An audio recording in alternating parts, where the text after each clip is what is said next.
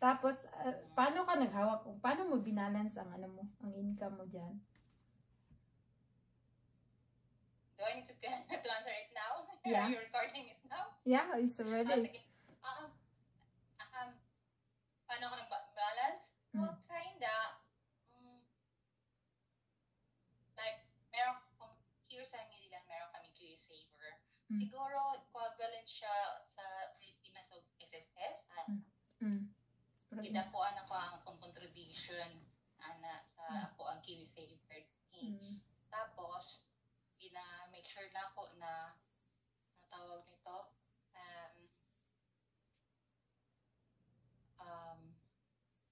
as much as possible, half sa imong savings, naanin mo na kay savings yun.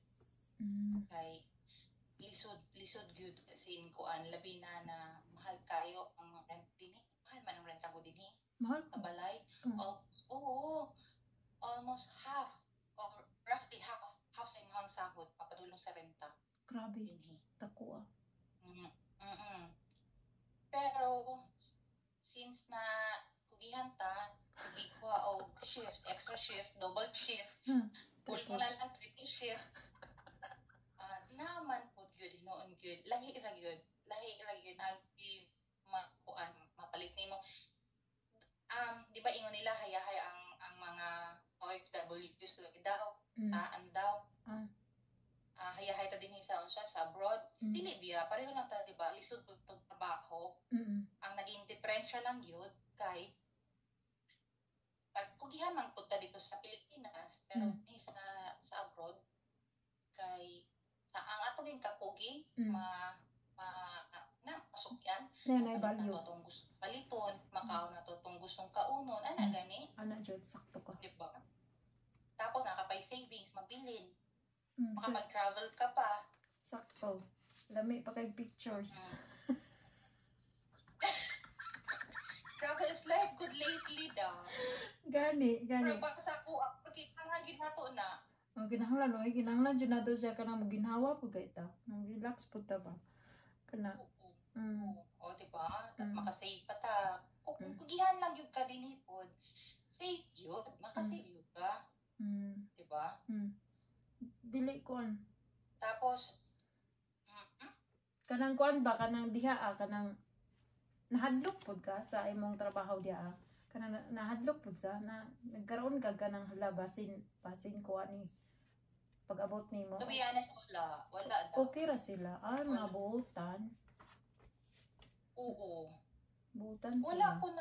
Wala ko kaya dumog din prices din actually. Wala. Naka sa downtown. Pati sa city ba ka? Downtown jud sa city siya, oo. City siya pero kanang murag kanang doon po mid countryside. Gamay lang man na city. Dini sa mua, sa north sa Pangaray mangko. Hoy, actually ang batangan sa Pangaray, nasa Pangaray ko. Same ta, ganang pa ang feeling nako, nami sa city pero nami sa probinsya. Ano siya ba? Oo. Murag naami sa syudad no, pero ang iyang aura sa palibot mura bitaw na ka sa rural. Laid back, no? Ganahan ko. Promise. Murag dili ko mabuhig Davao City nga mopuyo ko nga murag overcrowded ang Davao, di ba? Ramdam nimo, overcrowded. Damay nag-ingon sa imuha na lahi ra daw ang kanang New Zealand kay ang makita nimo ang difference. Alam mo kung asan na sa color daw sa imuha. Kay white ang color. Asa ang color sa?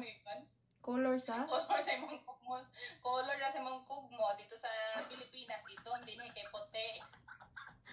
Amaw. Kay tindog kag highway mo pud na nakatry mo kog Puyo og Manila, pero kaingon jud ko Manila dili para sa kuha kay nang kabalo bitaw ka matindog kag bisan pag unsahon nimo kaligo dito alaghan jud kag buling. Jud.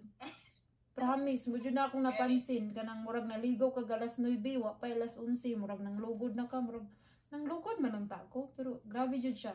Kaingon dyan kong dili niya ako. The same. Gagmay itong pork din eh. Dere, dako kag sweldo. Dako po kag mag-increase po dahil mo ang gasto, no? Kanang pero okay ra na gyapon mabilin. Gyapon mabilin. Naa. Magyapon. Grabe ang grasya ni Lord, no? O gani. Sa Pilipinas, remember niyo parhaning mga sapatos na to, working shoes na to. Tsada kay diba, working shoes.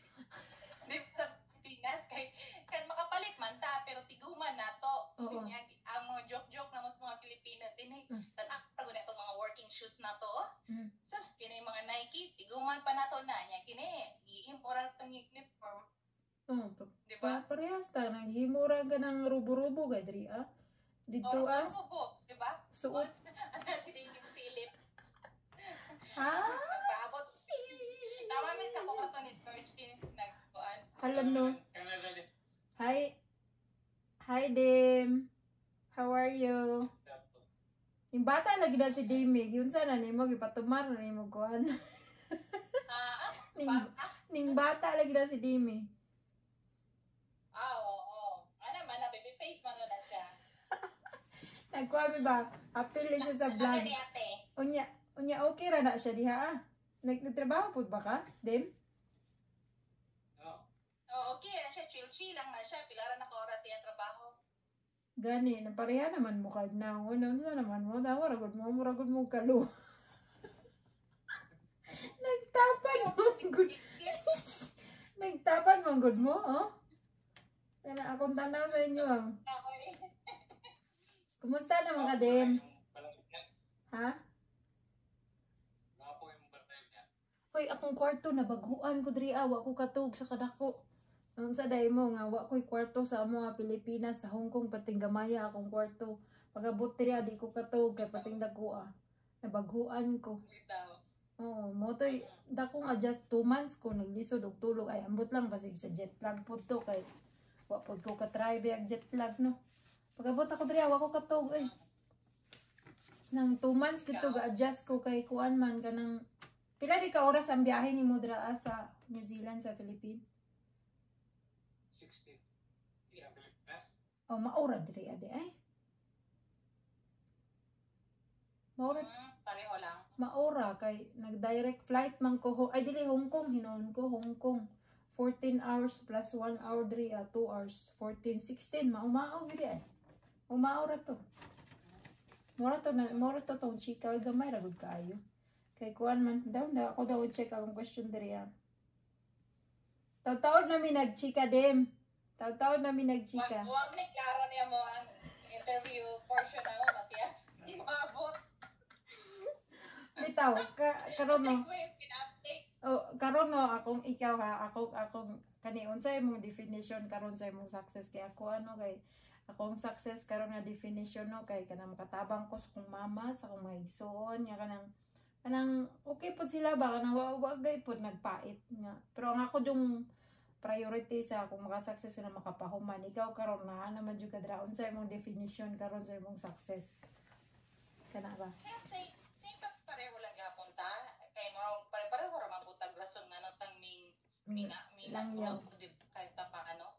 Natay unsa na magitay ko man denominator nga naming abroad ta.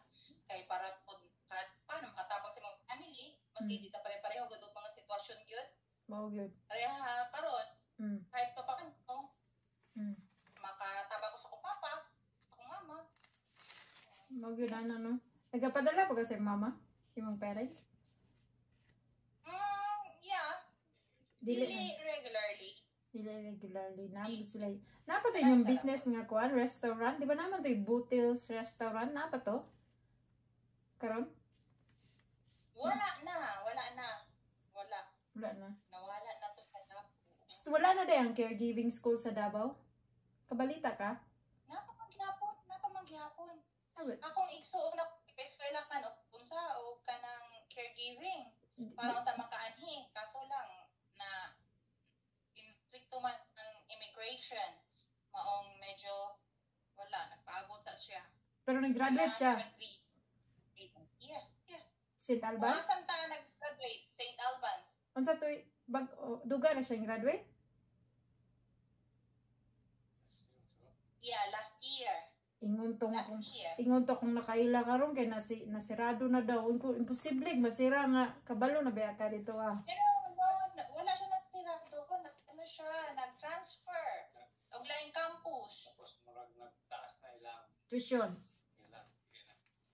Ato sa una Mitch kay According na 1 year na daw. 1 year. daghan na kay nagbayro nun mga 100 na siguro na kay sa tuwa sa una murag 55 ba to.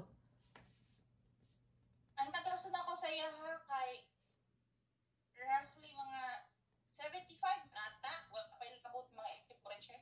Graduation wa pa no, ang graduation na to sa una 5,000 mana 80 dagkuan na no. Times 2 almost. Hello. Gimingaw ra ko nimo gusto ra ko magchika-chika sa imo actually na okay ra man jud. Dugan mo gud ta walang istorya no 6 years. Grabe. Labi na tong napa si GB karon na grabe ang baba. Grabe ang baba to. Oo. Doon na mo ni Wena. Asa mo ka muli? Muli. Ha? Bago pa gay. Unsa ka layo kay Beyon? Kasi nga lang sa south. Nasa south si Wen, kung asa migikan before. Oh, I Nasa sa see. south. Ang GC lang kay hati may pagpuan, duha ka island, south to north. Nami sa north magkabilang dulo pud mi ni Wen. Mas buknod to sa iya, ha? Compare din sa mua. Tingala gali ko nag-snow naman iyang dapit ning saka naman siya snow na ikaw wa pa malagi ka nag. Yeah, oo. Oo, dinhi sa mua dili nag-snow. Frosty lang pero dili siya nag-snow. Oh, I see.